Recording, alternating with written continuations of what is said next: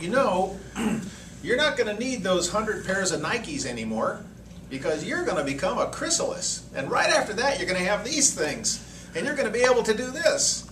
And what's the caterpillar going to say? Why? You're crazy. Caterpillar's going to go, you know, it sounds great. I have no idea what you're talking about. So this is a problem. And this is why, as ministers in UCM, it's so important for us to have a knowledge and awareness of what's really behind the scenes so that it can be explained to someone who comes to you and says, why is there air? Or why do I have these 100 pairs of Nikes? Why do I love shoes so much? And so when you look at the calendar of the Mayas and you say, oh my gosh, what happened when all these 9 underworlds would come together?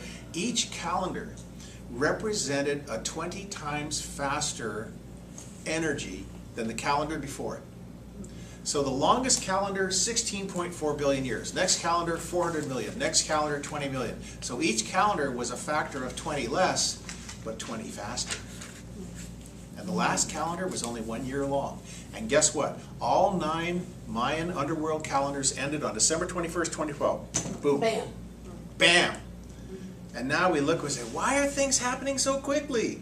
And why is it such short time between events? Why are we always on to the next thing, the next thing? Because it's not a mental age. It is an age of consciousness. And these 9 levels, like if you look here on this page, and again, I apologize, that's so small, it came out so small. You have to kind of go like this to read it. And, oh yeah, the pyramid I forgot to mention was at Palenque. I've been there. And it's interesting too because every underworld had 7 days and 6 nights, but a day might be 1,000,000 years long.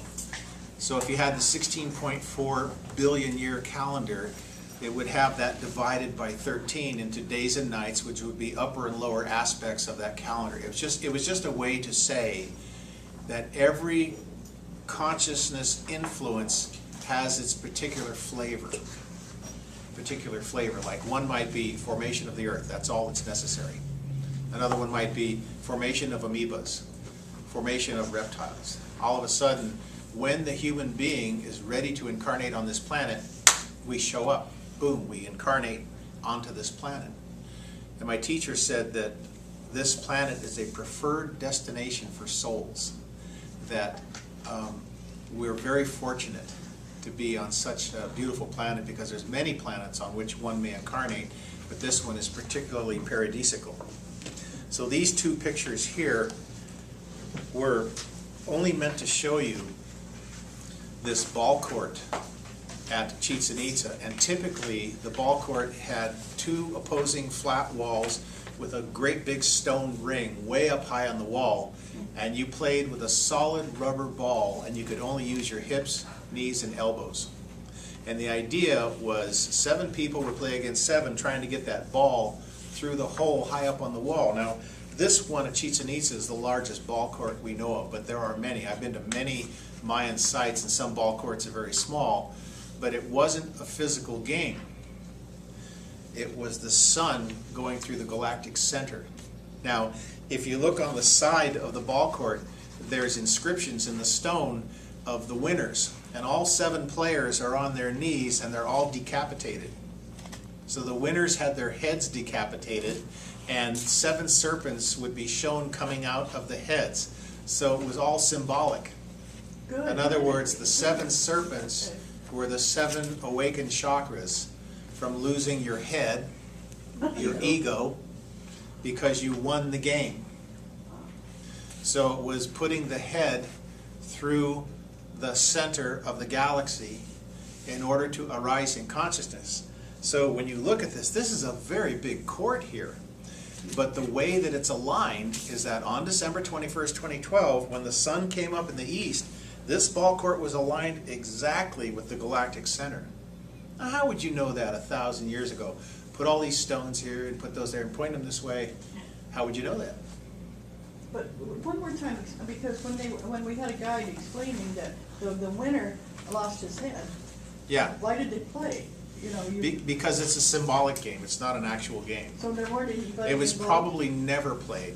One of my dear friends and my spiritual brother, Miguel Angel Vergara, he was a director of Chichen Itza for 5 years. And in 2005, we started leading groups together throughout the Yucatan and Guatemala and Honduras, giving he had the benefit of all of these oral teachings of working with all the masters. He worked with Don Vicente, which is a Mayan elder. And I should say, strongly feel that the game was never actually played. That it was a symbol for the cosmology of losing the ego so that you could awaken to a higher form of consciousness. Then why did they have the names of the winners if the game wasn't played? Why did Inscribed they on the walls. Carved on the walls. why did they have the names of the winners inscribed on the walls? I have no idea. If the game wasn't played. I have no idea. Unless they were successful at making that kind of an energetic consciousness. They could have been priests and priestesses. Right. They could have been high priests and high priestesses. In the Popol Vuh, the heroic twins were ball players. That's why they were invited. The to hero under- twins and the Popol Vuh were ball players. Right, that's why they were invited to the underworld, because they were such famous ball players that the lords of the underworld were jealous and invited them down to play a game, and then tricked them, and eventually killed them, and then we had a resurrection. They came back and got them back. And a lot of times in mythology, killing and resurrection is symbolic of the movement of the precession of the equinox. You're descending, so you're killing the consciousness, and then you're resurrecting or ascending in the consciousness. It's not about killing as much as it is consciousness. So with this going around and the descending and the ascending cycle, which happens over and over and over. Over and over. But I would assume that each time you begin another cycle, it begins at another level. In other words, when you go down, you don't go down as far as you went before. It's a very good point, because if you look at history, history and science are always written by the winner. And there are many people in this country who believe the Earth's only 6,000 years old. And yet if you go to a place like Göbekli Tepe in southern eastern Turkey, there is a settlement there of carvings that's 12,500 years old. You go to the Bay of Cambay in India, which is that notch in India at the western end. There's a submerged city there that's 2 miles by 5 miles, and it's 9,500 years old. Submerged city. So there's a wonderful fellow by the name of Richard Cremo, C-R-E-M-O. He wrote a book called Forbidden Archaeology. And remember, Corky's taping all this. Cremo, C-R-E-M-O, Forbidden Archaeology. And he has documented stories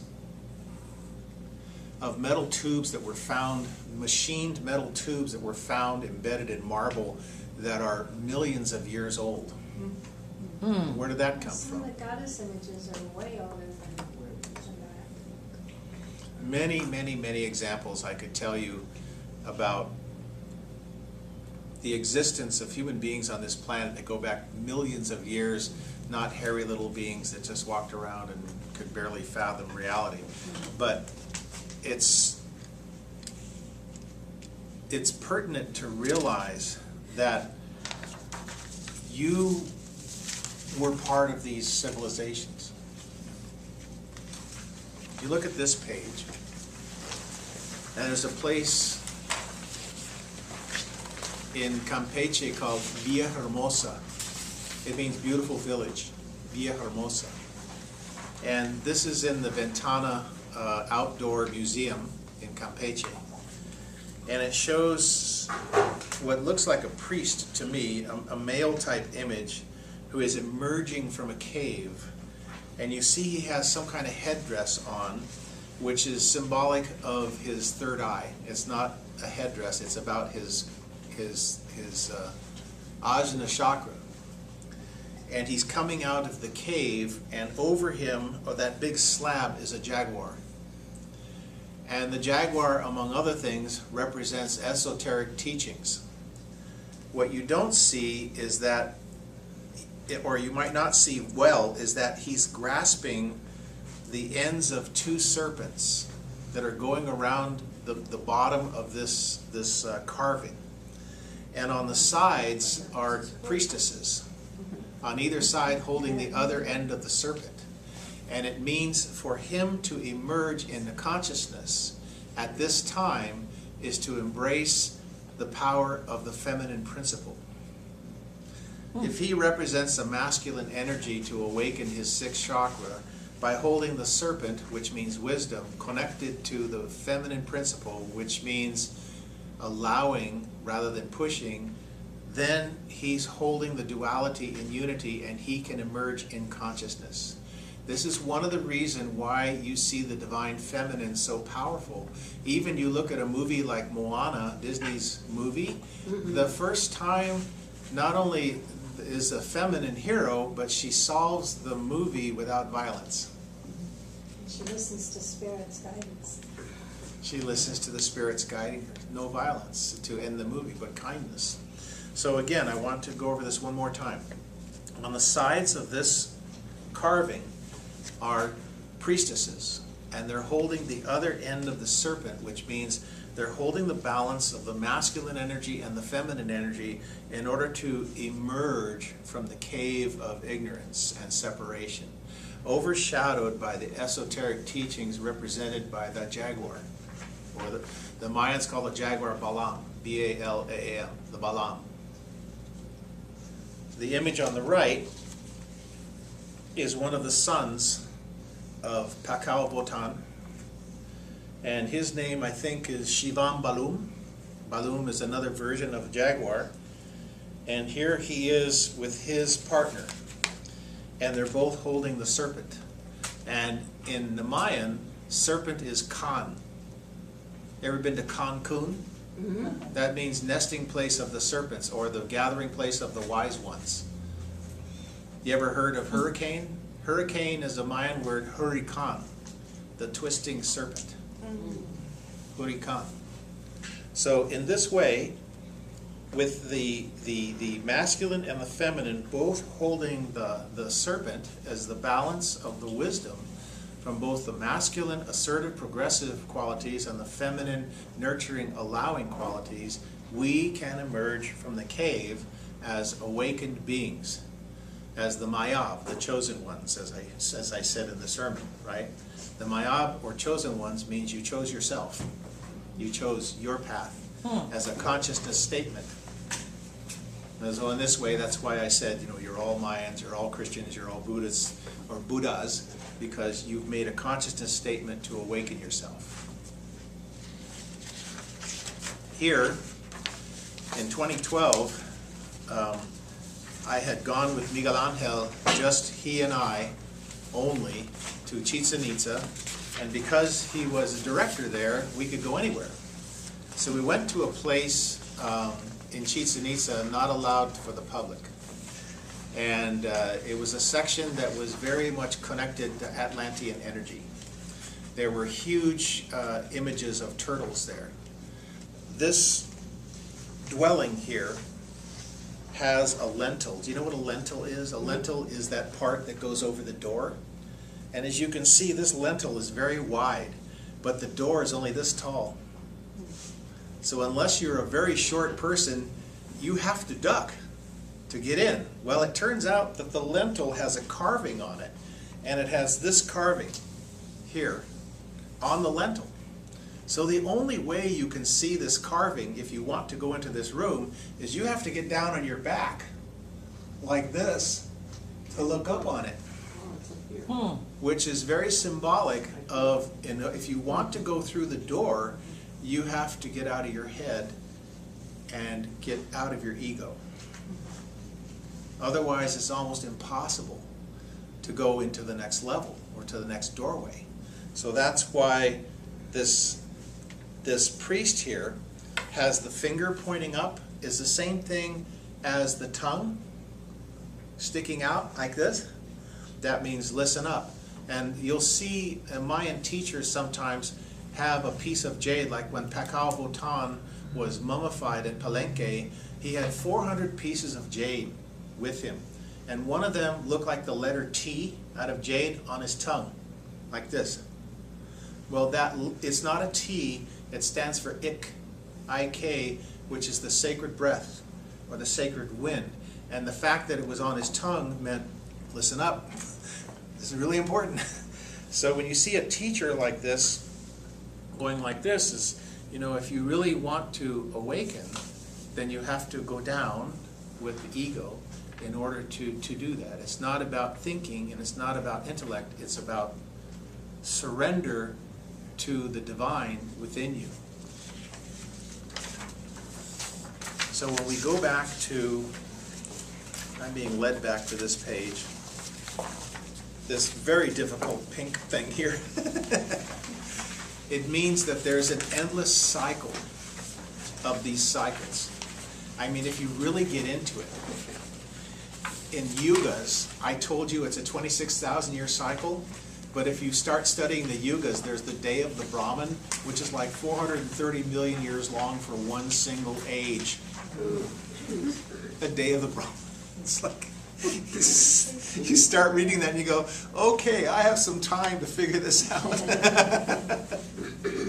Changes your perspective. And it's not like my thought was, when you look at these cycles and then it repeats and then it repeats and it repeats, it's not like a hamster in a cage that you just go do the same thing over and over and over. It seems like it's even in our lives when we have different cycles, and I can come around a certain situation that in the past for me was really difficult, but when I come around to that situation again, I deal with it differently because I've changed in the time that it took me to come around to that again. And the cool thing is, the change you seek, you already possess.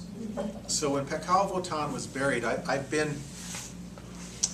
Alberto Rus found the entrance to the burial chamber of Pekao Votan in Palenque. And that's a step pyramid, and he found what looked like air shafts. So anyway, when they were able to find the opening, there's 66 steps that go down. There's about 40 this way and about 26 this way, and no one's supposed to go down there, but if you have the means, I went down there. And it's interesting too, because you're in the jungle, so there's no handrail, and the steps are all very smooth and wet. And you're going down like this with no handrail, nothing to hold on to. And I'm looking like, okay. So the actual sarcophagus was put in place first, and then the pyramid built around it. And the door is actually a great big stone triangle about this thick that was blocking the sarcophagus. And the lid of the sarcophagus weighs about 11 tons. Wow. And the actual mummy of Pekao contained 400 pieces of jade. And what I'm getting to was, in his hands were 2 pieces of jade. In his right hand was a cube. And in his left hand was a sphere of jade. And what it meant was, when you're born with a cube. And then as you go through life, you polish your cube so that you end up with this. No edges, no sides, just one spherical, one surface, or as Miguel would say, one surface only. And so the teachings of the Mayans were very, very esoteric. There is a man by the name of Maurice Cotterell who wrote a book called The Tutankhamun Prophecies. And for some reason he became fascinated with the sarcophagus lid. You know, the one where Pekao's like this, looks like he's in a spaceship or something. And what he did was he took a picture of it, okay? And then he took it to a copy machine and made a copy on plastic. What do you call it? Clear plastic? But he made 2 copies exactly the same on clear plastic so that he could lay them on top of each other exactly so the lines match. So clear plastic, you just see the black lines. But then he did this. He found reference points on the sarcophagus, the lid, that looked like little dots that you'd want to align to. So he took the second exact copy and he just went like this. and it created all new images. The bat god and the jaguar god appeared on the sarcophagus lid just from doing this. So what did it mean? It meant that an archaeologist incarnated in this age who was a spiritual-oriented archaeologist, as opposed to maybe an archaeologist 100 years ago who didn't look at it at that level of consciousness, but here he comes and says, well, maybe there's something more to this that I'm missing.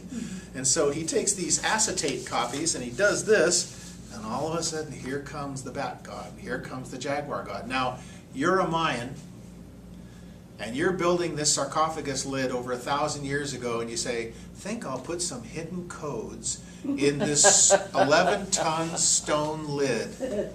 Yeah. How would you know to do that? He Googled it. He Googled it. There you have it. The Google god, the Mayan Google god appeared.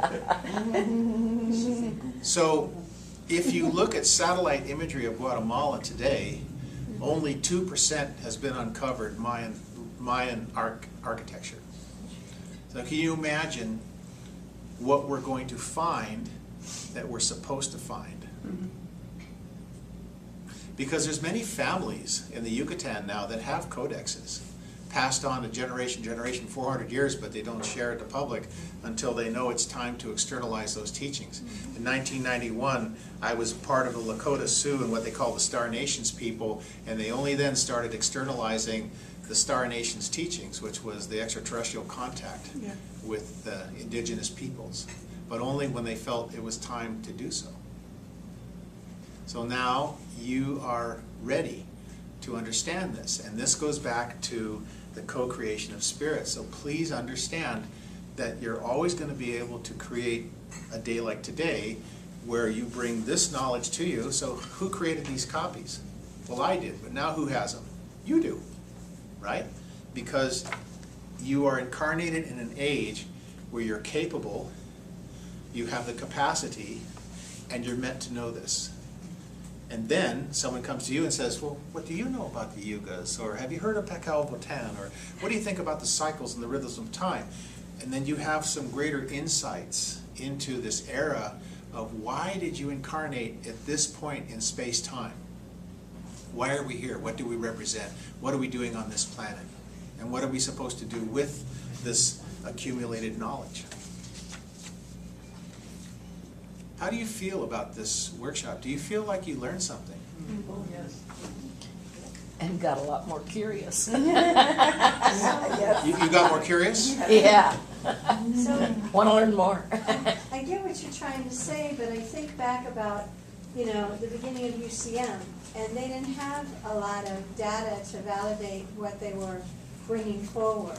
So, Yeah. so it's kind of like we really don't need to have this information from the Mayans if we just really bring forward what we're remembering and bringing through. It's nice to have validation, but I'm trying to make sure that it's like, you know, that it's okay that we just really tap into our own Yes. wisdom and Yes. bring it forward. Yes. Be authentic. Be authentic. Yeah. But Because if you're already connected. But at the same time, authenticity is a wonderful thing. But we also benefit from the shared experience. Yeah. So all of us in this room, we all have something today. And whatever it is we have. How we will correlate this to our lives and to be able to share it if we so choose to do so. Yes. How will we do it? Write some poetry, teach Sure. a class, research. Sure. I was sitting over here thinking about the books you were talking about. Several of them I have, and I've done a little work on looking at 2012 and a few other things. And it's always fascinating, and you get a different concept of what is consciousness. Because there are so many teachings about what consciousness is. Oh, yes. And having grown up in rural Mississippi, for example, that's a whole nother world of what consciousness is. Yes. And yet, I used to watch people come there when I was a little girl, and they would be disorientated because they had come in from Chicago.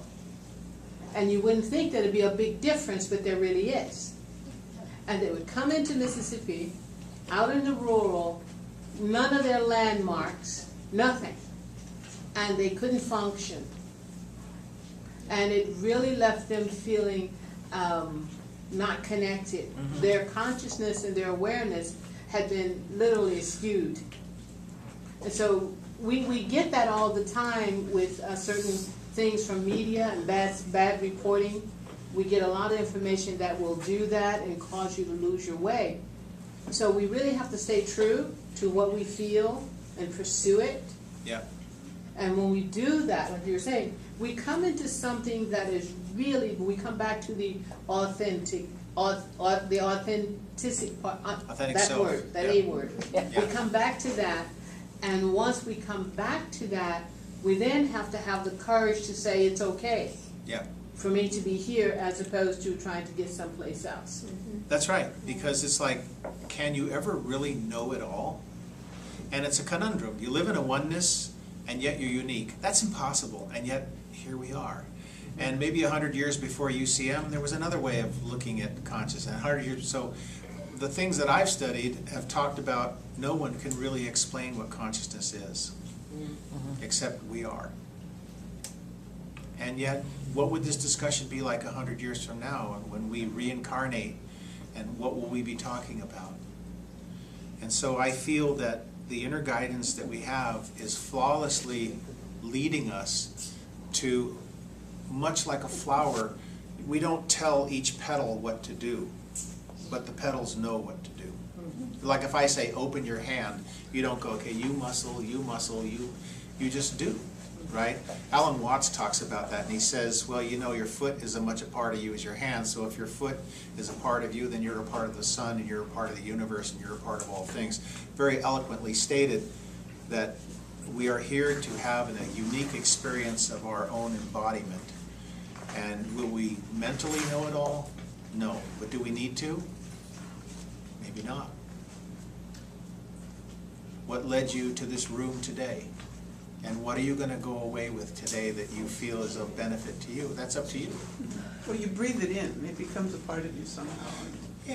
And then it's a You tool, have the whatever. experience, and then you radiate that experience to others through that 95% that's not verbal or physical. Yeah. Can you tell us again that thing about the 2 ankles, 2 knees, 2 hips? 13, Well, yes. What was the word that described? Articulations. The Mayans' teachings are that there's 13 articulations of the human body: 2 ankles, 2 knees, 2 hips, 2 wrists, 2 elbows, 2 shoulders, and your neck. And it's related in many ways to other teachings, the 13 moons of the year, the 1320 Tzolk'in calendar, more than I can bring to my physical brain at this moment.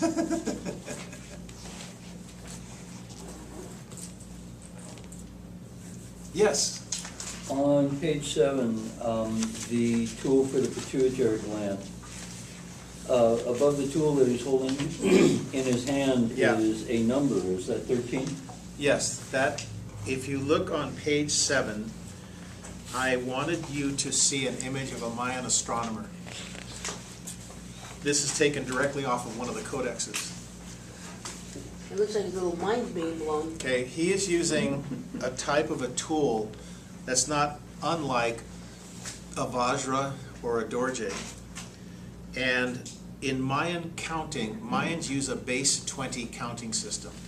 So 0, 20, 400, 8,000, and so forth. So in Mayan counting, it's very easy to put large numbers in order. But what you're looking at is 2 dashes and 3 dots. A dash is a 5.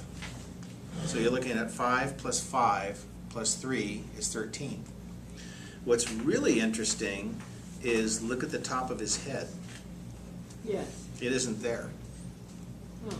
but Right. his third eye is. His head was blown. So he's looking out from his crown and ajna chakra at the universe, and the symbols on the left are the symbols of planets.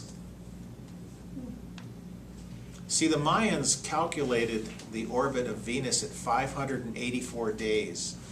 Our modern astronomers put it at 583.92 days. Those pesky Mayans were off by 8/100ths of a day. How'd they know that? They had no optics, no telescopes, and it's like you said, April, and here Einstein has theorized 100 years ago that there's a fourth dimensional energy vortex surrounding the Earth, but he had no way to prove it, but he knew it. And so now we have satellites, and about 4 or 5 years ago, NASA sent up a satellite called Gravity Probe B that verified, yes, there is a fourth dimensional energy vortex that surrounds the Earth. The only problem is, what they didn't say is that the vortex is holding the Earth in space-time. The Earth's not generating the vortex, it's the other way around. Because then you'd become enlightened and then there'd be no dealing with you. And, Absolutely. you know. There was one of the things that was kind of interesting when we were at Koba, and what the guy that that Ma brought to the Yeah, there's an Dottie. observatory there, yeah. But that, he said that they came from another planet, and Yeah. that the little ones were because they were the big ones, Yes. and the little grays were like the taxi cab drivers, and that they used the lights to navigate, which were like, the way we Sure. interpreted what he said was that like they had crystals, Yeah, and that they navigated by the light of the crystals. sure. There's a stele in Palenque that says that Pekao Votan will return directly from the Pleiades in the year 4772. So even if you thought 2012 was the end of the calendar, there's other calendars that the Mayans have that go out. You know, there's a place, I forget what it's called, it's in Guatemala, that has a calendar that goes out to 3500. You know, and here we are at 2017. So there's really no end to space-time, but there are eras in the physical dimension that represent the possibility for growth. And now that we're on the upswing, like I said, we spend more time in the enlightened state than in the bummer states, right? So, right? So this is a good time for us. And I really enjoy your brilliant questions. That's what makes what's called the dialectic. We learn more when you ask questions, right? One of the Yes, Dottie. things that I had happen, that was, I feel like my third eye was wide open when we were in Koban around. Koban. But the other thing that I was at Tulum, and I was standing there Tulum. looking at the ocean, and Yep. all of a sudden, I saw this craft coming towards me, and it was a man and a child, and I couldn't tell you quite how they were dressed. And he said, "Hurry, hurry, get off the boat, the wave is coming." And Wow. the little boy ran up to the top of the hill, and you could see the wave, and the little boy was crying and said, "Goodbye, Atlantis." Wow, that's beautiful. But so Atlantis has to be somewhere out You there. are so in tune. Wow, Yeah. yeah, I've been to Tulum, and you know, I could say this to you, and you won't raise an eyebrow, but I saw one of the reincarnated Mayans, Iguana, walking by, and he joined our meditation. And then when the meditation was over, he took off. See, I can say that to you. In other groups, I don't think so. One other, because leading groups is so wonderful, because that group consciousness brings in things. We were in Boynton Canyon in Sedona, Yeah. and we had done a medicine wheel, and this woman said, well, if Spider Woman, it brought in people, you know, she came out of the ground, and she said, I'm alone, and there should be people, and she made them out of the red clay. And so this woman, who happens to be a soprano and sings Gilbert and Sullivan, and anyway, she says, I would like to see Spider Woman. And just then, a mule spider, so big it cast a shadow, got up out of the ground and started walking towards her, and walked up her body. And she said, well, and everybody's just kind of letting go of hands, going, what is she going to do? And she said, thank you, Spider Woman, and led the spider off to the outside of the circle. And so we were doing some chanting, and she picks, all of a sudden she picks up her canteen, and she goes, oh, and Spider Woman was sitting on her canteen looking right into her eyes. I'm back! So she was kind of startled. She was a little startled by that. It went to high C immediately. And we all never forget when Danny Carter asked for a Spider Woman to come see her. It did. Careful the demands you make. Yeah. Well, I thought you were going to tell them about Boynton Canyon when we saw the big crow. Oh, yeah. That was amazing. Yeah. We were, well, we were So- doing, Dottie and I were doing a ceremony where we were blessed. For the people who couldn't go with us, we asked them to give us things that they would like to have blessed. So we laid out the blanket and we put things there and we were holding hands and we both had our eyes closed. Well, I guess I had my eyes closed, I guess she had her eyes closed.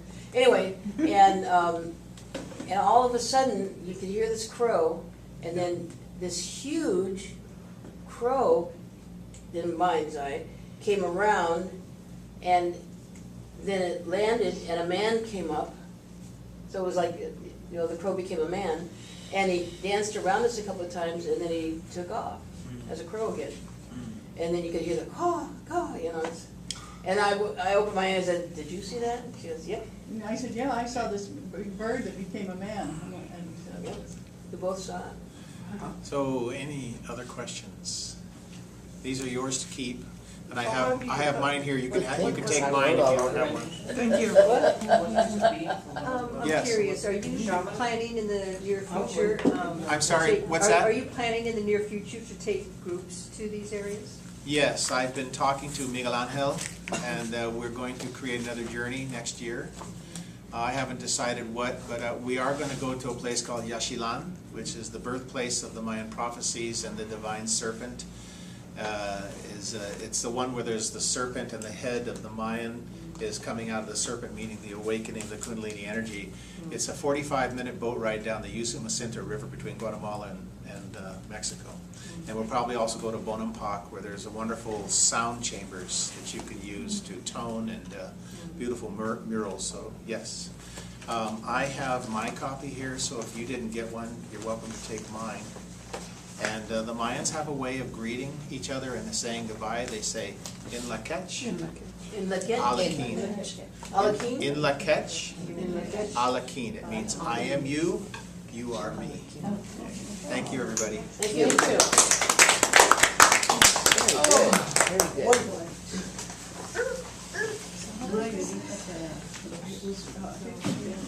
Do you need this back? Did everybody pay? She's more.